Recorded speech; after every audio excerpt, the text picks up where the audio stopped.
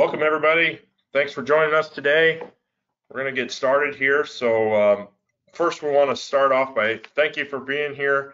My name is Ken Simons. I am the rep for South Dakota, Nebraska, and Kansas City on the Hunter and FX side. We also have Tommy Johnson here that covers Ohio Valley and the Great Lakes, sales manager. And so we're here today to help you guys get some more lighting design knowledge, right? And so everybody's pretty familiar what a path light would be, what an uplight would be, and we want to take it to the next level and show you guys the actual applications of these products and how to take your lighting from good to great. And so we're all here today to gain some knowledge. Knowledge is going to bring the confidence that you guys are in order to present what you're doing, and then that confidence is going to breed results and you guys grow in your lighting business. So we here at Hunter and FX, Tommy and I and our team at the Great Lakes, we are here to help you guys gain your knowledge on the FX lighting side. So today we want to talk about how to, we get the questions a lot of how to sell lighting. How do I get started? And to sell successful, or to be successful in selling lighting, you must know how to properly design it, right? Same thing on the irrigation. I assume a lot of you guys are familiar with the irrigation side of things. You can't go install an irrigation if you didn't know how the system worked, what the design of that system needs to be in order to make it properly work, right? And so we're going to do the same thing with lighting. You couldn't sell a car if you didn't know how to drive it, right? So we're here to gain that knowledge. So first, I wanted to start off with a picture here. This is a kind of a typical lighting project. This might be a little bit above par with a lighting project that you guys might have seen. There's some downlights above those garage doors that is a little bit elevated than your average job, but this is kind of a starting point here, and you guys can see that the light on the driveway, or the light on the front of these garage doors is illuminating this roof line, but you really don't see much above that roof line. You can see the dormers just because it's not really dark, but once the sunlight goes down more and we lose some more dark or gain some more darkness, then we're going to lose the depth of that roof line, and so it looks going to look pretty 3D. And so our whole goal is to get you guys and gals from a good lighting project to a great lighting project, and we're going to talk quite a bit about that today on ways that you can go from good to great. And so starting with this photo here, if we added lighting up on that second story, that's going to get you that depth that we're looking at to know that roof line extends more than just that gutter first story line there. So adding lighting up on that second story really kind of brings some depth to that roof line and to that structure itself. So that's taking it a little bit better. There's obviously always room for improvement. Try not to critique anybody too hard, but I'm always looking for, as I'm doing designs, and encourage you guys to do the same, as every project can always be improved a little bit here and there. Nothing's ever perfect. You can tweak one thing, or that plant material is going to grow over time and it's going to change with the landscape. So there's always room to make that a little bit better. So might see these hot spots up here on the dormers. Those fixtures are a little bit close, so I might move those back a little bit, that sort of thing. So,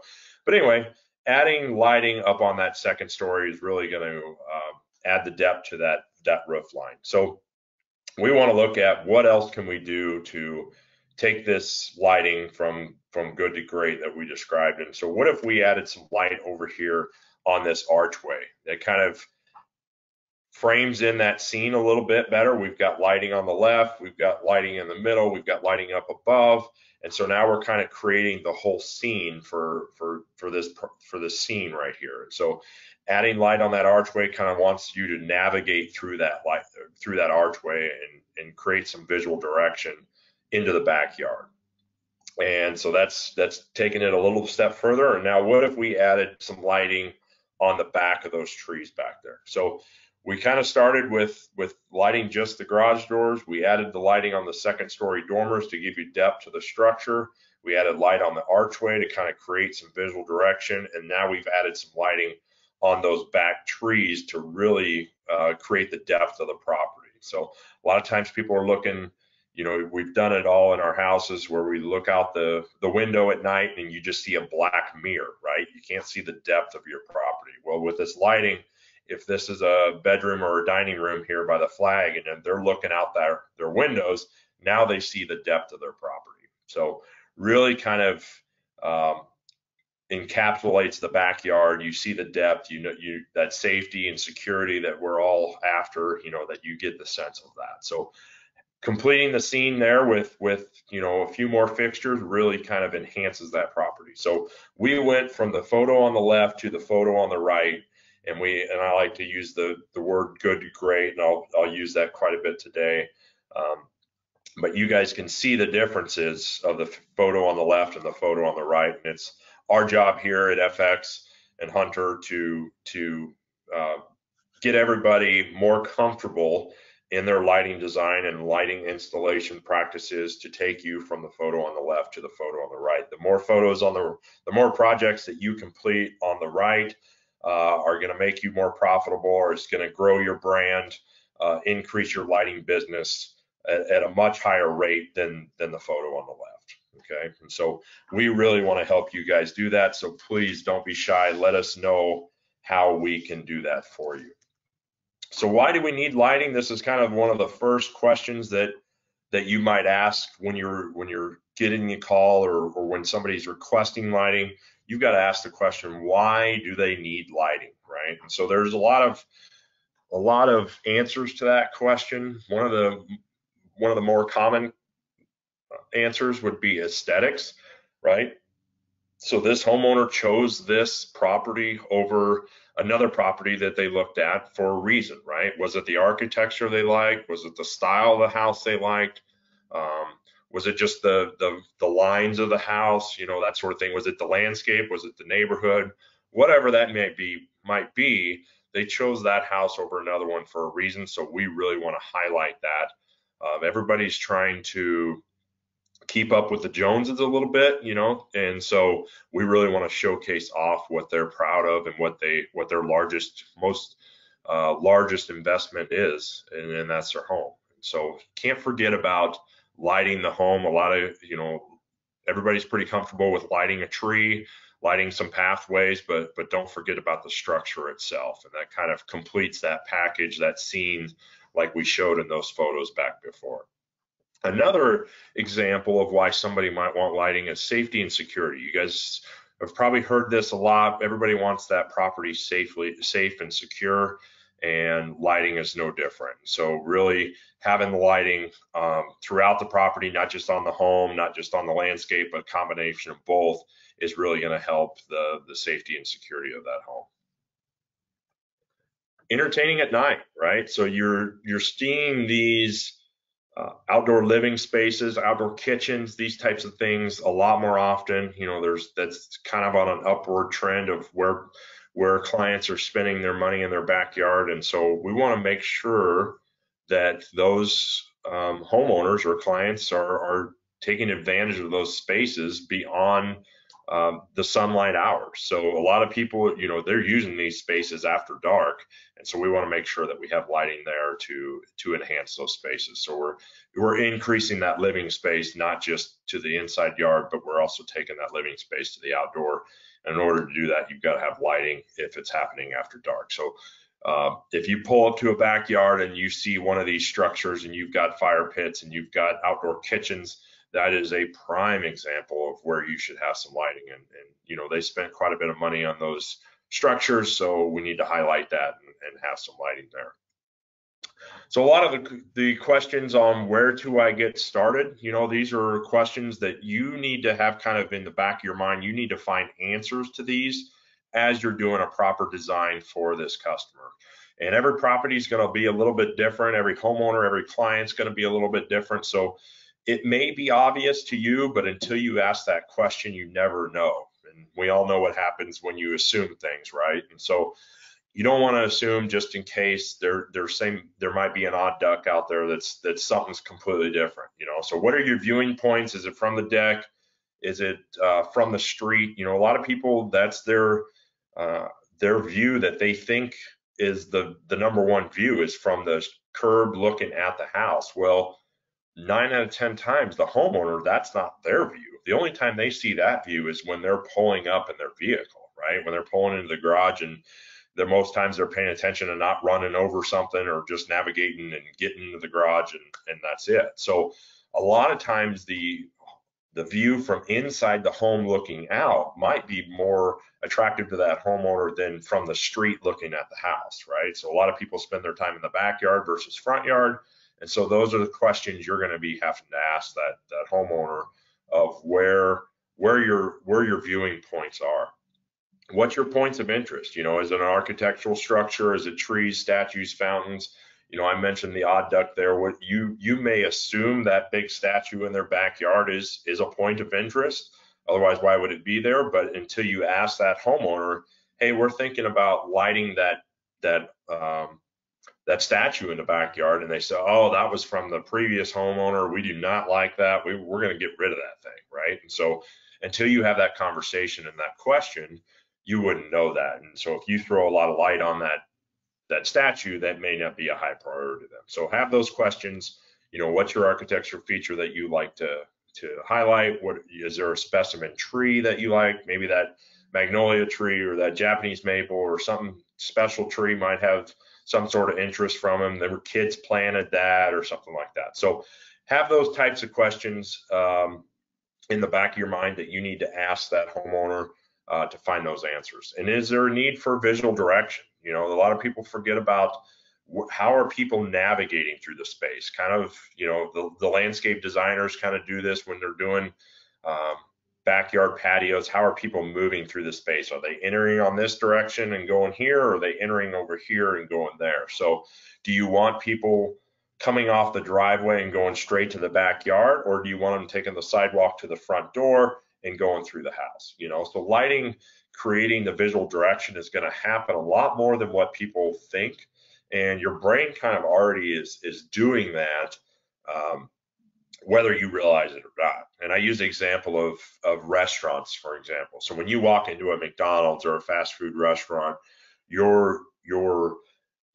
you kind of get the sense of feeling that you're in a hurry.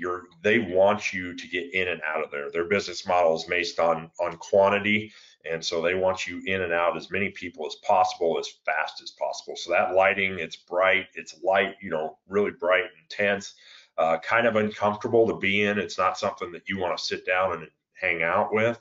And so that's on purpose. They want you in and out of there versus a low lit romantic restaurant. That lighting is going to be soft. It's going to be subtle. It's really, really soft and subtle. And so when you spend time there, they want you to buy appetizers and buy drinks and buy dessert. Those high margin items. And if you're in a rush, you're not spending the time to purchase those items. So lighting does create an effect on the mind, and same thing with the visual direction. We'll talk a little bit more about that on how lighting can help you navigate your space in a good lighting design. So still sticking with that interview process, those are kind of, we ask some of the where to start, the answers you need, and in order to get those answers, these might be some questions that you might ask. So, Mr. Homeowner, what parts of your outdoor space do you enjoy the most? Where do you usually hang out when you're outside? Are you on the back patio, or are you sitting on the front porch on the swing outside? So those are just, that can kind of steer your design one way or the other, depending on how they use the space. The architecture of your design of your house is beautiful. How would you like to highlight it? So when you ask that question, they instantly think, all right, well, yeah, the house is great. I didn't even think about the house. Let's add some lights here. Let's add some lights here.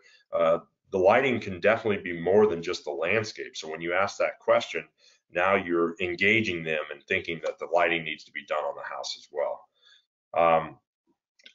Excuse me. I've seen you have recently installed this outdoor kitchen. How would you like to use that? And so, like I said earlier, you see a large structure in their backyard or an outdoor living space, that's a perfect invitation for you to open up the conversation on having some lighting there. And not just for purpose, but you know, the safety and security that we talked about. And we're going to help you. The whole goal of this webinar is to help you establish yourself as a lighting expert. And we're going to give you some language and some tools and design tactics and that sort of thing on helping you get from good to great. And so if you use the language of Mr. Homeowner, we're going to use different levels of light to create depth and transitions. You know, no homeowner probably hears those words on figuring that out. So being able to figure that out is really going to help the process of you helping to sell that design. We're going to generate a visual direction through your lighting design. And so we're going to get you through the space from point A to point B and get you out there. Safety and security crimes are 21% less likely to occur near a well-lit home versus a non-well-lit home. So having the homeowner, you know, give them a space, give them a city, you know, give them a stat, that sort of thing, of where you're less likely to have any safety issues with it being a well-lit home. So those are just kind of some language that you can help set yourself apart from maybe your competitor. So we want to talk about different levels of light, and I hear a lot of customers being able to walk into a supply house and they say, I need 10 lights, and the supply house might say, what wattages and what beam spreads do you need? And a lot of times they just say, well, give me 10 of the same. They're fine, just give me 10. Well, to me, if every lamp and every beam spread is the same, that's like painting a picture all with one color. Okay. Yes, you can create in grayscale, you could paint a picture in grayscale, but if you have different thicknesses of lines and different darknesses of shadings, you know, that sort of thing, that you can still create different patterns and different shadows. And we're going to do the same thing with lighting. So have kind of three levels here. We have soft light, we have medium light, and we have bright, intense light. We have different uses for each level of light. And so we want to do pathways, sidewalks, driveways as soft level.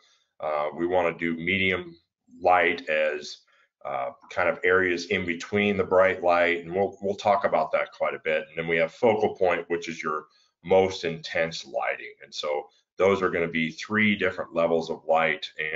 And pathways, sidewalks, driveways, those might move to medium level, or the, you know, they can kind of move from bucket to bucket depending on what that homeowner's after, what their purpose in their backyard, that sort of thing. So this is kind of a good generic, but like I said, one thing might be in a different bucket depending on how they use that space. Maybe the visual direction is very important, so that might be a level 3 versus a level 2, and so on. But pathways, sidewalks, driveways, those are usually pretty soft. I want those very soft. I don't want to draw attention to those. And we want those to be really soft and subtle, and we'll show some examples of that. So this is probably a good, everybody's probably seen a lighting plan here. And so this is what a typical backyard lighting plan might look like. And so first thing we need to establish is those visual vantage points. Where is your eye looking when you're in this property? Where are you looking out? You know, what's your vantage points? And so this might be an outdoor patio area here down on the bottom. This in the middle here might be a dining room, and these three on the right side might be bedrooms from up above or something like that. But we're creating, what are your vantage points looking out into your backyard? That's the first thing we need to establish and find out. Next thing we need to find out is where those focal points that we talked about. Those are going to be our level 3 lights. So where's our most intense lighting going to be? Your eye is always going to be drawn to the most intense level of light. And so in this case, we might have a specimen tree back here. We have maybe a statue over here, you know, and maybe another little water feature or bubbler or something over here. So you establish those 3 levels. That's kind of where your starting point is. That's where my level of light are going to be the most intense. And then I need to create that transition area, that level 2 that we talked about, where we're trying to kind of connect the dots, like we said. And so That's just creating your visual direction through the scene, and so you don't have really bright, dark, really bright, dark, that sort of thing. And so this is going to create the whole scene that I talk about. And I've got some pictures to kind of to show you this. And then we have the foreground. So this is kind of your really soft level. This is just light, just enough to connect it, and that's it. And so for your irrigation folks out there, you might use this kind of same process. You're just calling a little bit different. So your focal points might be your areas where you're putting your rotor zones. You know, those are your larger areas. You're kind of starting with that. You're going to use the transitional areas as maybe your spray zone. So this is your side strips. This is your front between the sidewalk and the driveway, or the sidewalk and the street, you know, that sort of thing. And then your foreground might be your irrigation zones. And so this might be, or your drip zones, excuse me. So this might be where it's very, very unnoticeable, but still important. And so we'll walk through some examples of those different types of lighting here in a second. Lighting design, so depending on where you put that fixture is also going to determine the level of light. Is it level 1, level 2, or level 3? Makes a big difference on where we're going to position the light on that structure or that plant material or whatever we're trying to light. So for example, on the backlighting example here, that's going to be our level 1. That's going to be soft because we're not drawing attention to the front of that tree in this instance. So we have the light behind it. We're going to create a little silhouette of the tree with a light behind it. And in doing so, it makes that tree darker, softer, but we have the light behind. So that's an example of the foreground low level light.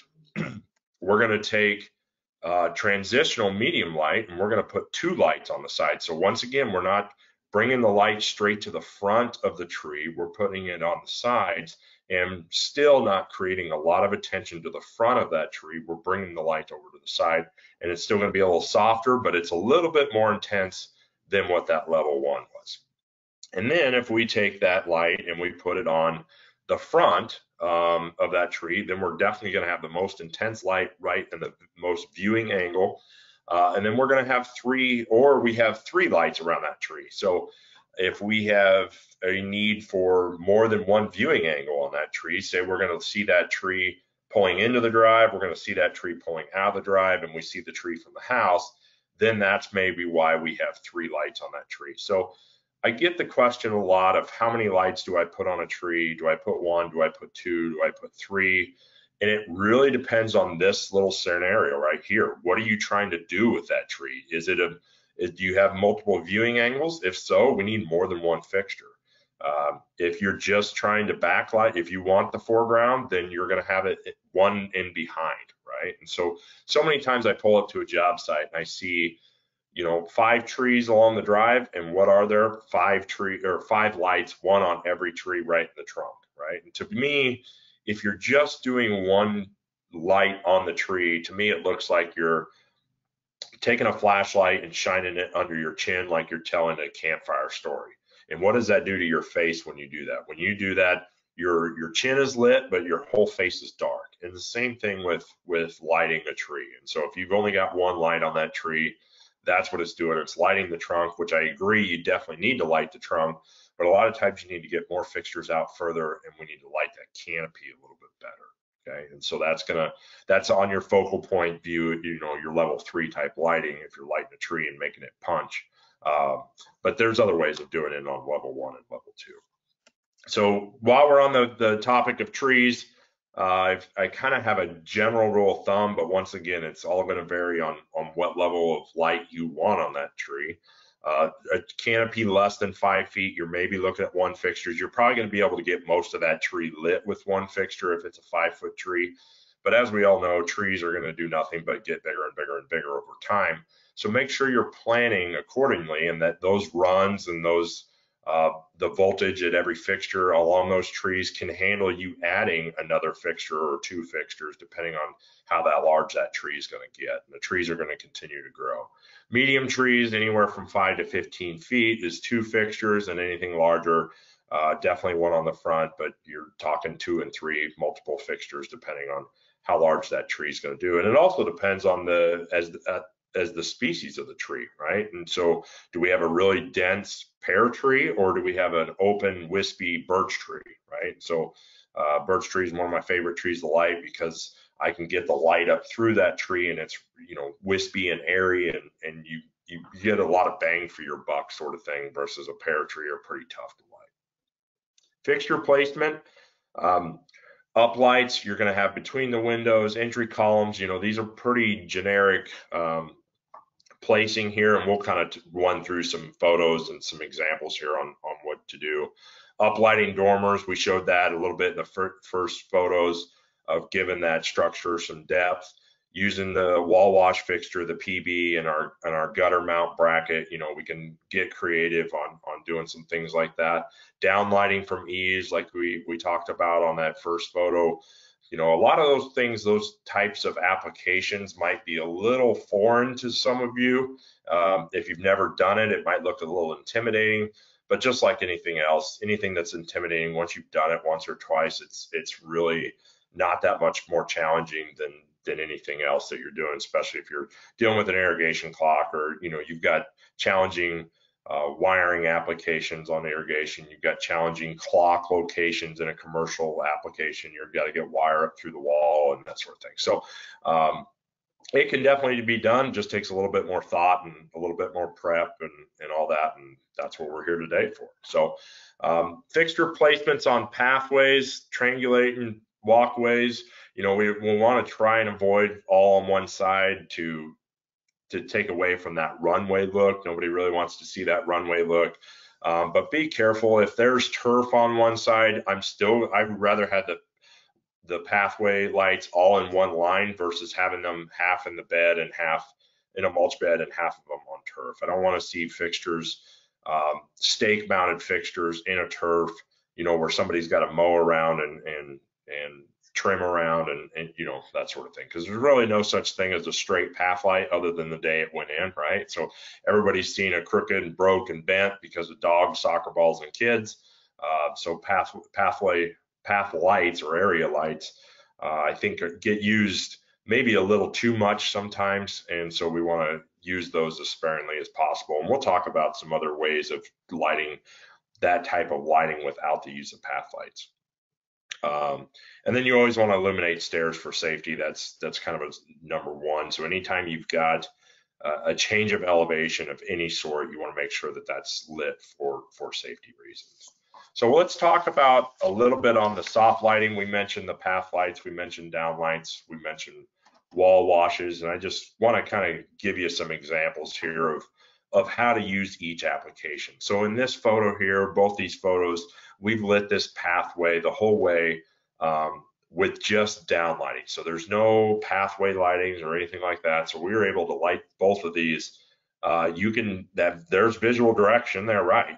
You know, so as you're looking on this, you want to go, that picture on the right, you want to go see what's kind of down here at the center at the end.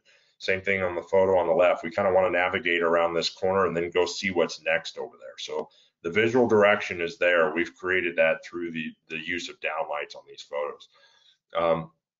There is an uplight on this Japanese maple here. We were able to uplight it and make it look nice, and kind of that's a little bit more intense there. And so you've got a little bit more punch on that red foliage, and your eye kind of goes to there. That's what we wanted, versus going down the walkway. We wanted the walkway nice and soft and subtle and that sort of thing. And so those are really good examples of pathway lighting and lighting those walkways without having to use the actual paths.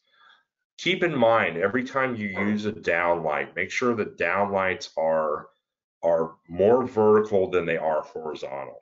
And so you can see on this photo over here on the left, I've got those downlights are put, you know, they're 20, 25 feet in the air, right? And so I see it a lot where I show up on a site and the light is 12 feet in the air. And if the light's 12 feet in the air, it's more like this than like this, right? So the more vertical it is, the less chance of somebody seeing the light source. And that's kind of lighting 101. You never want to see the light source. You want to see the light effect, but we don't want to see the light source, right? So the more vertical that downlight it can be, the better. And so we had the fixture right here, almost straight up above this pathway here. We didn't have it on a downlight way or on a tree way over here, because if I was trying to light that path from way over here in the top left corner, I've got to have that fixture more vertical or more horizontal now, and you have the risk of seeing that light source. So we don't want to see that. So really good uses of downlights here. I'm always, anytime I'm doing a design, I am starting with I'm looking up when I'm walking through that property for the first time. Where can I start with lighting coming from the top down? That's what your eye is normally used to seeing. From the sun, the moon, any building you're in, the ceiling, all that, your eye is used to light coming from the top down. So the more you can replicate that in the outdoor space, the more natural and more natural it looks. And so I'm always starting with downlighting when there's a structure, when there's a tree. Anytime I can put a light above me and shine down, that's what I'm trying to create. And so that's where I always start with downlights. Here is a example here where we downlit the facade of this house. This was a contractor and lighting designer in Kansas City, and did a fantastic job of lighting the front side of this entryway here. And I ask the question a lot, I always want to get other opinions from other people, and how would you light this space? And I do a lot of that with my lighting design talks, and ask people what would they light and how would they do it, and all that. Everybody's always trying to learn from each other, and lighting is a lot more organic and artistic than what irrigation would be. Irrigation is pretty math oriented. I need X amount of spacing. I've got X amount of gallons. My nozzles take this, that sort of thing. Where lighting is definitely, the beauty is in the eye of the beholder. And so every person's going to be a little bit different on what they like and what their style is. But soft and subtle usually wins the game. Nobody wants to be looking at light like that. You don't want to see the deer in the headlights sort of thing. So on this photo, I think we did a really good job of lighting the front side of this house and the entryway. And when I ask people what would they normally do, what would you suggest they do? A lot of people say I'd put an uplight here left at the front door, and I'd put an uplight here to the right of the front door. And that's usually because that's in everybody's comfortable wheelhouse. Everybody's can stab a fixture in the ground, an uplight or a bullet, stab that in the ground and shine up, right? So there's a few concerns if that was the case on this property, and I want to talk about those a little bit. So if we put an uplight here to the right of the front door and one to the left of the front door, we've got these large boxwood type plants right there, okay? And so if we have an uplight here, that boxwood's going to block a lot of that light before it even gets to the house. If you put the light in between the boxwood and the house, it looks like it's pretty close. And so if I put that fixture within 6 inches of that house, and in 6 inches of that boxwood, over time that shrub's going to engulf that fixture, and you're always going to have to continually be pruning it, that sort of thing. And then if you've got a fixture that's only 6 inches away, it's going to be pretty hot, pretty bright at the bottom, and you're not going to get a whole lot of light coming up towards the center of that, in the center of that house there, center of the entryway. And then one more thing, which I like to point out, is if you have a light underneath the left side of the house and the right side of the house, what are these big wall sconces here? And so if I have a light here shining up on this wall sconce, what's that going to do above it? It's going to create a big shadow right up here, right? And so I don't want to see a big black line over here, and I don't want to see a big black line over here. And so that's why those were 3 reasons why we went with downlights here instead of uplights. And then I think the biggest reason that gets overlooked quite a bit, once again, it's the viewing angle that everybody assumes the viewing angle is from the house or the street looking to the house. Well, what happens from that viewing angle when that homeowner comes out of their property? They've got 2 lights standing right down there on the bottom, and they're kind of shining right up in your face. And so those were, now 4 reasons why downlighting. We had 5 lights up here. We have 1 up at the peak. We had 2 kind of off center from this window, and then 2 kind of down here. So 5 lights. we're able to soft light this facade of the home, as well as light the entryway with no need of path lights. Okay, so there's 5 lights there doing the job, making that look really, really nice. And so we've got all those lit, everything is good, and that property looks really well. So here's another example of what downlighting could do. And so we've got some uplighting on these structures here. We've got uplighting on the trees, which kind of creates that level 3. We've got light shining on the 3 trees. Your eye kind of goes right to that bark. That's the most intense level of light. And then we have downlighting kind of happening in the background. So this is kind of that transitional light that we talked about. We're getting light up on the tops of these shrubs. We've got light on the top over here. We've got light on the top over here. So all that type of lighting is shining down, and we're creating that scene. We're creating depth in that backyard of that property. And so when you look out this back window here, you see this whole scene in your backyard that really creates that depth and depth to that property, and as well as adding safety and security, right? So without downlights, you wouldn't have any of the light here, you wouldn't have any light here, and you wouldn't have any of this light over here on the right. And so really creates a nice scene by not only having uplights, but also having downlights. So a good mix of both really kind of completes that scene. This is one of those projects that I would label as great, right? And so it's more than just a 2D straight up light or straight down light. We're using a combination of both and really bringing that scene to life. When we do down lighting, a lot of times professionals, they think, when you mount a fixture to the trunk and you've got lights underneath it, or branches underneath it, leaves and different types of tree branches, the first thing I need to do is cut those off so I get the light through and onto the surface that I'm trying to light. And I really caution people to do that, because if you have a light shining down and you cut off all the branches, what's that going to create? That's going to create a spotlight on a stage type look. And that might be fine for that level 3 lighting. Maybe there's a statue down there and you're really trying to punch that statue, then that's okay. But most of the times, like we said, driveways and sidewalks and walkways are on that level 1. So we want it soft and we want it subtle. And so leaving some of those branch structures creates those cool patterns here, those cool shadows. It kind of gives it a real organic and natural feeling that you might see from the moon, right? So a moon does not look like a spotlight on a stage. It's always going through some sort of canopy, and so you're going to get that type of shadowing and moving with the wind and all that on the ground, and it really kind of brings that to life. So encourage you to kind of keep some of those filler branches down below and not cut all those off. This was a project that we did up in South Dakota, and so this was a tree house, probably one of the coolest tree houses I've ever seen.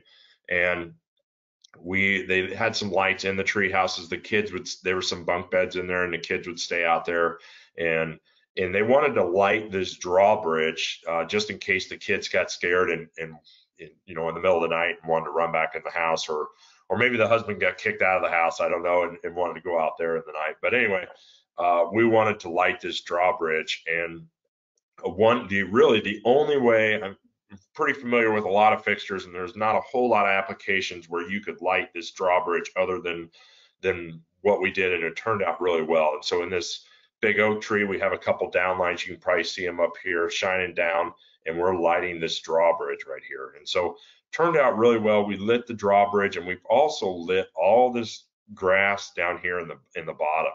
And so that's a really nice benefit to downlighting that a lot of people don't realize, is we're capturing all this light right here, and we call that spill light. And so if I have a fixture up here, I'm downlighting here.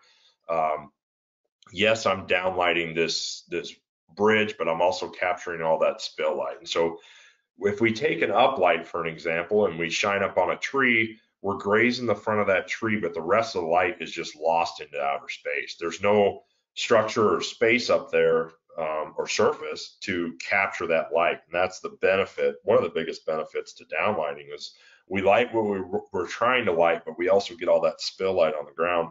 Really creates a nice soft look, and it looks really natural, right? So it looks very similar to what you would see in the day from that photo. Path lights, we kind of touched on that a little bit already. Very specific use of path lights, okay? So the only time I'm using a path light or an area light is when I'm trying to get this pathway or walkway lit, right? I want to light this space, this walkway, and there's no way of doing downlighting or any type of other lighting. So be very specific on where you use path lights. I think a lot of times I scratch my head when I pull up to a job site and it literally looks like somebody picked up a handful of gravel and just threw it out in the landscape bed, and wherever they landed, that's where the path lights happen. Okay, so I want to be very specific on where I want a path light. I'm not interested in lighting a circle of mulch, right? I want a boulder, I want a walkway, I want something there's got to be a purpose and a reason for every one of these that I use. And once again, use them very sparingly, because there's other ways of lighting that's a lot more natural than that. And like I said earlier, the maintenance of a path light is usually pretty high. They're always crooked, they're always broke, they're always bent, that sort of thing. So use those sparingly. Here's an example where it's okay. I think they did a good job. We're lighting this mulch pathway from point A to point B, and it's giving you that visual direction we talked about. It's navigating you from point A to point B and doing a very good job. I see a lot of path lights that are done on the bed edge between the mulch and the turf, okay? And so that's fine if that's your direction and you want people to navigate around the side of the house, along the bed line and into the backyard, that's okay. But once again, I'm not interested in lighting mulch, and I'm not interested in lighting turf. So if you don't want people going that direction, use those fixtures and those funds to do something different. So light, maybe instead of using so many path lights, maybe we're lighting the structure, or maybe we're putting 2 or 3 lights on that tree versus 1, right? We're trying to elevate that level of light there to really create a focal point, so those funds can be reallocated to really making your design complete, other than just path lights lighting mulch and turf. And so just be cautious on using path lights. Wash lights are kind of the other direction. So I don't see these being used enough, right? Kind of like downlights. I don't see wash lights being used enough. So anytime I'm trying to light something short and wide, I really want to use a wash light. Anytime I'm trying to go tall and narrow, I'm using an uplight. But so many times uplights get used on everything. Okay, and so and I use the example a lot of using an uplight on a tree because I'm trying to go tall and narrow, but I might have another type of, and I'm just kind of characterizing this tree as tall and narrow, but I might have a short and wide tree, like a crab or a Japanese maple or something like that, where a wash light might work. And so you can kind of see these V's of light here. And Tommy, the other panelist here, and the Great Lakes sales guy out of Ohio and the Great Lakes, he has some great points on talking about these V's of light. And so, Tommy, are you there? Yeah, I'm here. One of the more important things, you did a great job explaining what the different V's of light and different options and all that last time. So I'll let you kind of explain that again. Yeah. One of the big things here, what you're trying to do, and Ken's kind of alluded to it as it relates to direction, but I like to create that visual balance as well.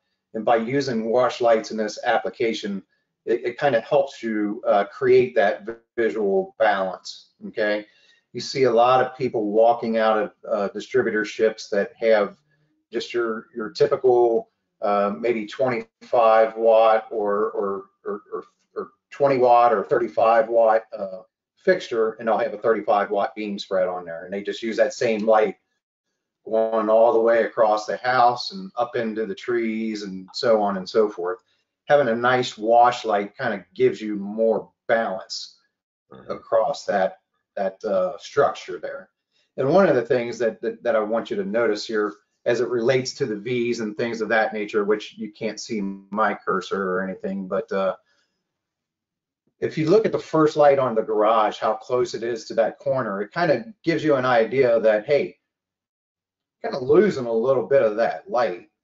Also pay attention to your spacing on things like that. So if you have a wider beam spread, instead of starting 18 inches off of the corner of the house, possibly scoot it down to maybe 24 to 36 inches and take the advantage of that bigger beam spread that you have. Absolutely. Great points. Thank you. And I agree. That's where you might be able to do, you know, the left side of this window up here, we might be able to get away with one wash light versus two up lights. We're trying to get away from that V lighting look where you just see those bright lights, you know, kind of here and there and that sort of thing. And a lot of foundation plannings are going to hide that. But once again, just trying to up the level, going from good to great. We want a nice even spread like we have down here on the wash or on the wall. This might need to be brought back a little bit because it's a little intense, but other than that, this look right here where you're getting the whole wall lit versus over here where you have kind of some V's of light. So once again, just encourage you guys to play around with wall lights a little bit, challenge you guys to use some of those, play with them, move them around. You know, this was an example here where we did a sign. We used a lot more wash lights there. We're trying to get the light spread pretty wide. Still needs adjusted a little bit on the columns. You know, that looks a little bright there, but we're getting hidden. It's the nice thing about the landscape where you can hide those light sources. But another hindrance kind of is the landscape needed trimmed over on the left and right, so we could or the left side, so we could bring those fixtures back so they weren't so hot. But this was just a demo that we were doing. So, but I wanted to showcase what the wash lights can do. We're really spreading the light left and right, nice even look there. So let's talk about the medium light. This is your transitional lighting that's going to create the bridge between your focal points. So if we start here, we can kind of see that visual direction that's happening. So if we're looking at where our focal points are, we probably got this tree, the two trees kind of in the middle, and this tree over on the right. And so all this other lighting here in the middle is kind of our visual direction. That's our transitional lighting we're talking about. So this is going to be able to navigate you from up those stairs with that transitional level 2 light.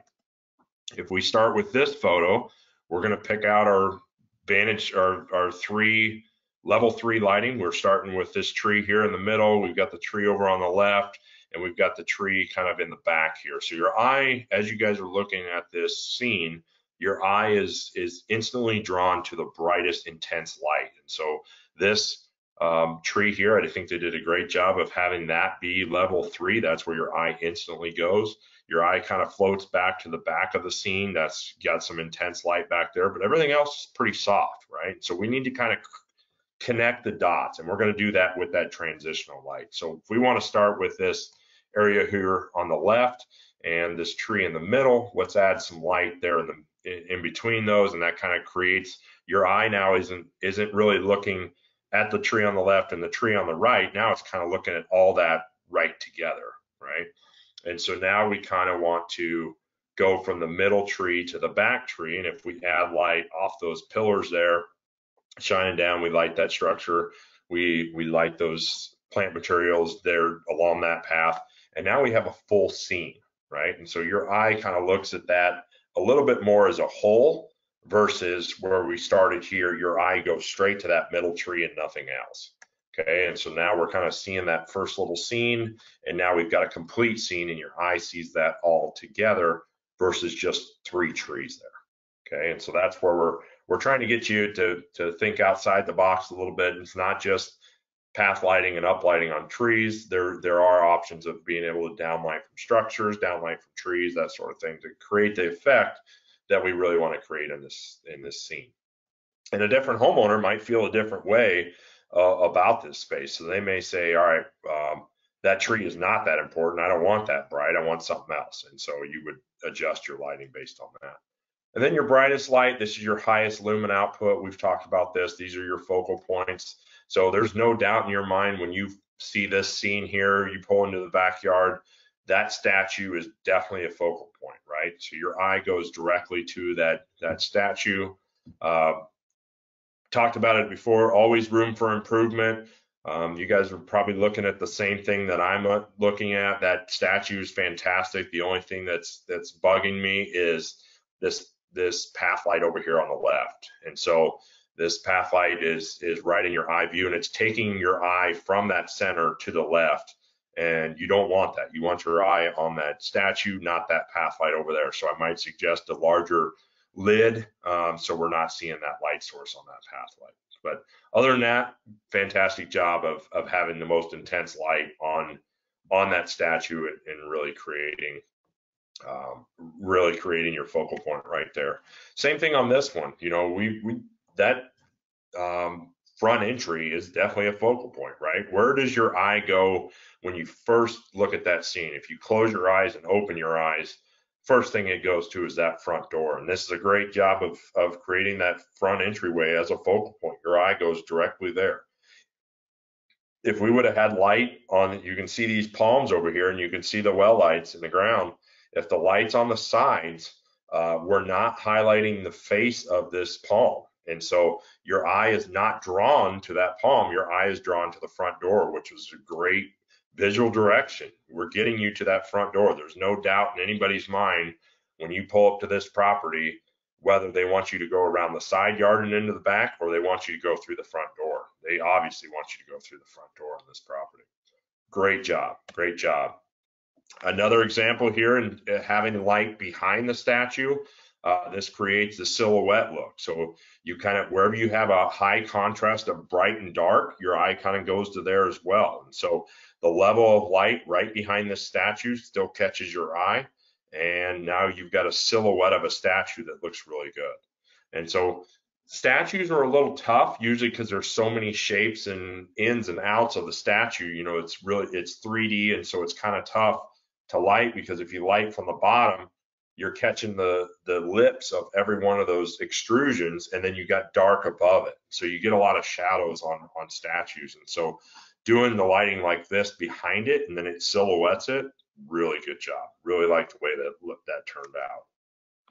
An example of really making that focal point be bright, that highest level 3 that we talked about, is kind of doing cross lighting effect. And so I've got a fixture on the left shining to the right, and I've got a fixture on the right shining to the left. And when I cross like that, I really bring some intensity to it. So this is an example of cross lighting that really, your eye definitely goes to those palms in that scene if you want level 3.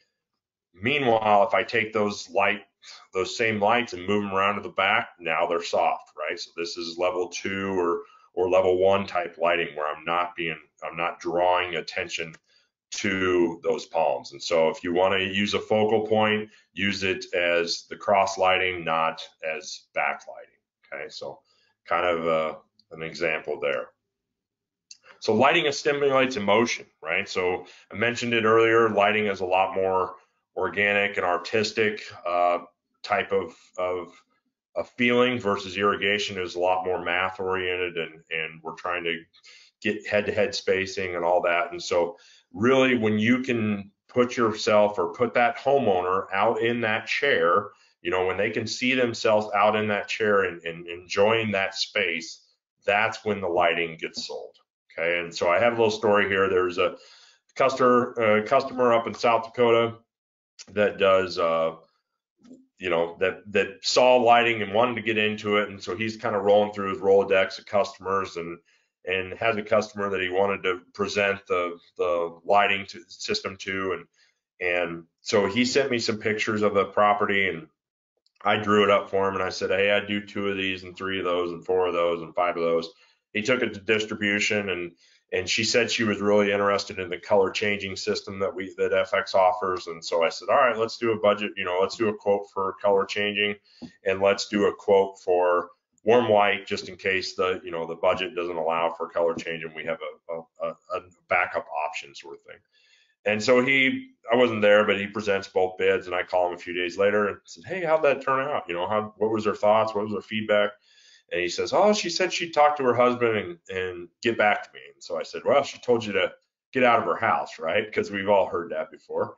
And so I said, "That's fine." I said, I'll be up there in a couple weeks." I said, "I want to sit down or present a demo, and let's do a demo on our property." And so we set it up, and we left the left side of our house dark, and we did the right side of our house with color, with the lighting, so she could currently see what she currently has is nothing, and what she could have, which is light, right? And so we set it all up, and with the color stuff, it's kind of fun and exciting. And so we set up some apps or some themes in the app, and we brought her out, and I had her download the app and had her experience and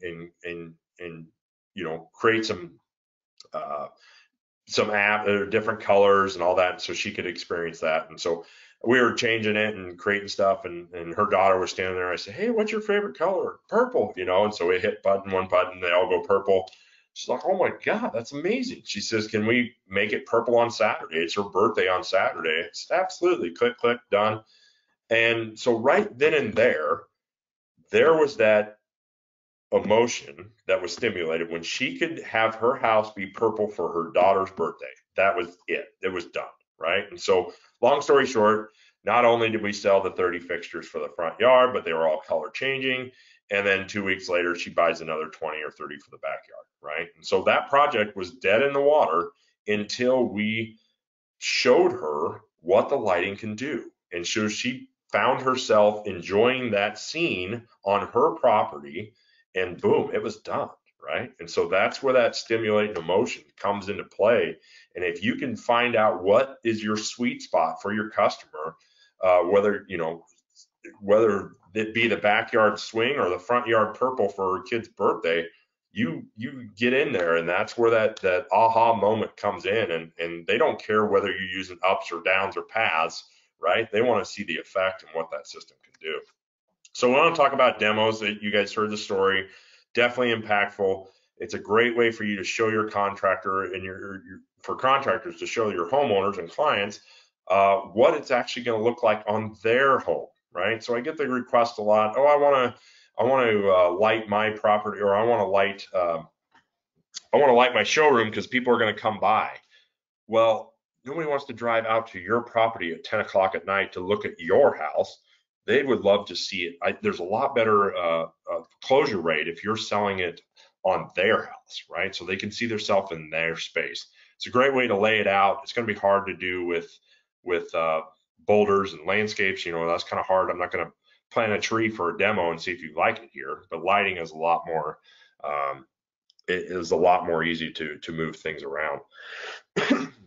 We're going to stimulate that emotion, like we said. It's based on science, not based on science like irrigation. And we're going to help them understand the difference between needs and wants. Wants is going to be your safety and security. Needs are going to be your safety and security. Wants are going to be purple for your daughter's birthday. Demos sell jobs, right? So I've got an example here. This is just a quick, an hour to set up, an hour to take down, and an hour to sell to the customer. So you might have 3 hours in this demo.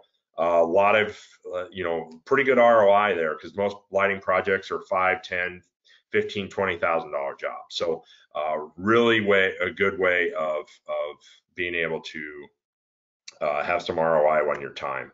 So it's time to upsell. When you're having those customers, you're having that, that homeowner's excited about that purple color you just created. What type of material do you want? Do you want brass? Do you want copper? Do you want aluminum? What type of controls do you want? What type of smartphone control? What type, do you want it just on and off with astro timing? All that. So those are great questions. When they're excited, strike while the iron's hot, sort of thing, and be able to upsell. So this is just a couple examples here of what might have been done with a demo versus what might have not have. So that house on the photo on the left, there's some dark areas. If you would have done a demo, you could definitely tell where the lighting is kind of missing versus the house on the right. A lot more complete scene, looking a little bit better on the house on the right versus the left. This is an example here where I'm guessing they might have done a demo on the first level and didn't do anything with the second level. And during the demo, they realized, hey, we need some light up on that second story to add that depth to the structure, and adding the light up there really completes that scene. So demos are great ways for you guys to be able to see where those dark holes are going to be. And so we have another whole webinar here in a couple weeks just based on nothing but demos. So we're going to talk about that here in a couple weeks.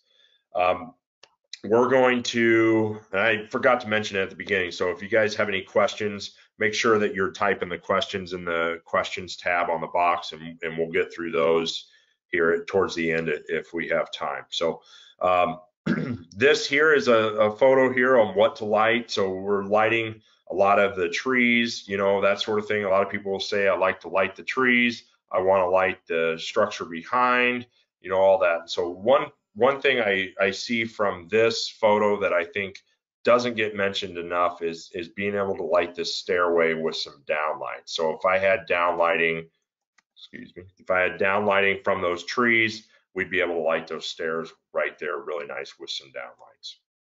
What to light here? Everybody kind of chuckles with this photo, but there's a lot of options of lighting this photo here, this property. And the moral of the story is don't judge a book by its cover. Maybe you're a landscaper and you could sell them some landscape, right? So it's a win-win. You sell them landscape and you sell them lighting.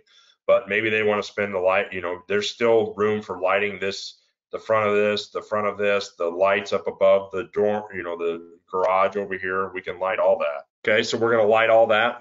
So once again, don't judge a book by its cover just because there may not be a whole lot of landscape there.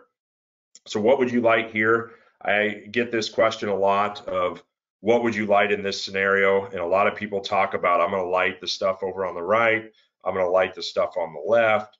But a lot of people forget about this structure right here in the middle of the garage. And a lot of people are just a little bit more intimidated with that being not lit. And so we're going to have ability, kind of like what we showed in the beginning, of taking you to the next level of downlighting from there and adding light on those areas. So we can make it look like that, right? And so if we didn't light that garage door area and the peak up above it, it would definitely change the look of that scene.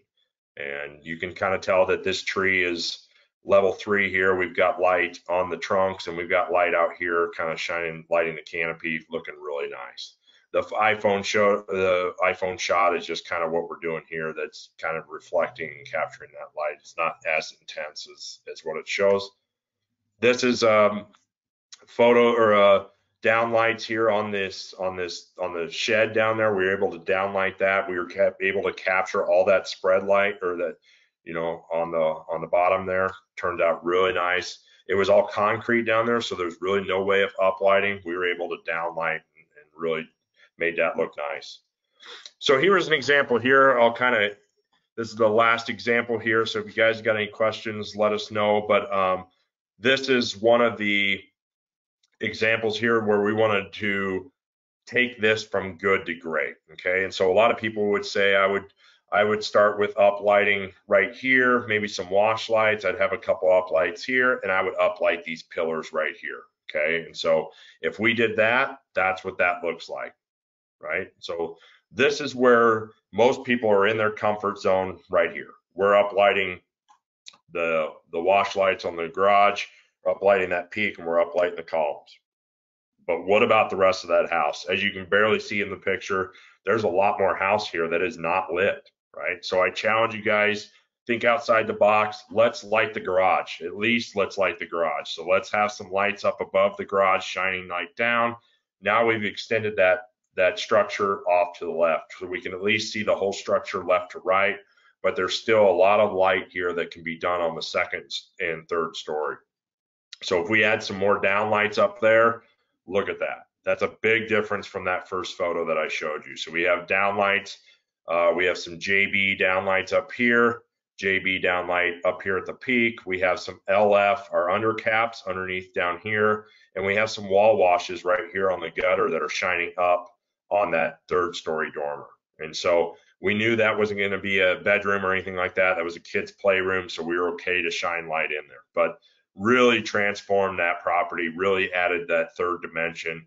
And that house is a showcase, and that homeowner's ecstatic every time they pull up to that house. We did all this in one day, right? So we lit all this, myself and three other guys, we did this project in one day on the front side of this house. If I go back to here and I hit one button, we have the color changing, and it boom goes Christmas. So this guy never has to put Christmas up again. You know, we have Valentine's Day, we have Royals, we have 4th of July, we have Halloween. You know, there's a lot of options there. So really takes that project from the photo on the left of good to the photo on the right, which is great. And so that's all that Tommy and I have for you guys today. We really thank you for your time. We really hope this helps you guys get from your good to great lighting. And we'll open it up here, Chris, quick. I know we ran over a little bit, but Chris, are there any urging questions that we have available? Yeah, Ken, there's some really good questions out there. The Awesome. First three are on that front natural stone front porch. Do you mind flipping back to that? Yeah, absolutely. This one here. Yes. So Kevin Adams out of Waterville, Michigan. Hey, Kevin. Asked what fixture was used there. We all five were, I believe those were MDs with drop-ins. We used a ZD drop-in in the MD fixture. That way we could tone it down where need be. Yep. And then Tom Grubbs out of Columbus, Ohio. Hey, Tom. Asked if they were downlights or soffit lights. So those are downlight directional, so we could kick them out away from the wall so it's not hot against the wall. So those are MD directional downlights. Okay. And one more coming from Eric Simmons is, with downlighting as a better option on the front entrance facade, do you leave the standard porch lights off? It seems to be a common dilemma when homeowners have sometimes spent a lot on these, and I think this is a great example of probably the same thing. So absolutely. Great question, Eric. So yes, 100%. A lot of times those wall sconces are too bright, right? And so I recommend three things. Can we put a lower wattage lamp in there? Can we frost the glass? Or can we just shut them off? You know, and so a lot of times I suggest leaving them off. And this was another example of where they just left them off. They like the looks of them. But they're usually pretty blinding, and so the only time they kick those on is when they're entertaining and they really want to invite people to that front door. But great question, and usually they're too bright and they're too intense, and so being able to tone those down is a great option. Thank you. And Tommy, are you still on there? We can yes, sir. Jason Sponzili asked, on your drop-in wash lights, do you recommend an MR16 or a G4?